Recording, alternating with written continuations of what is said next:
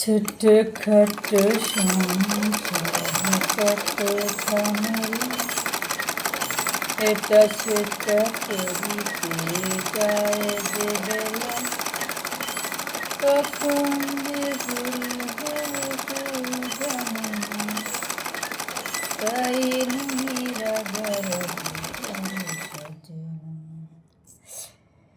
সেই চিঠি আজ লেখা হয়নি সেই চিঠি।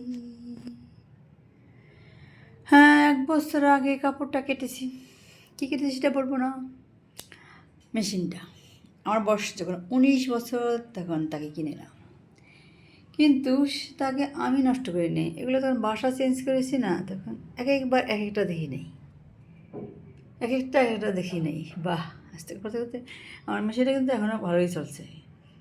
তো আমার বয়স 60 বছর ওভার হয়ে গেছে, কিন্তু বুড়ি। হ্যাঁ, এই যে দেখো না, বুড়ি বলেই তো সুতা দিয়েছে। কাপড়টা কী কালার বললাম, বাসন্তী কালার না, যে কালার হোক, আপনি হলুদ বলেন বাসন্তী কালার না, কারণ ওদের কাছে তো বলে লাভ নেই, ওরা তো মানিয়ে তো দেখেন দিয়েছে।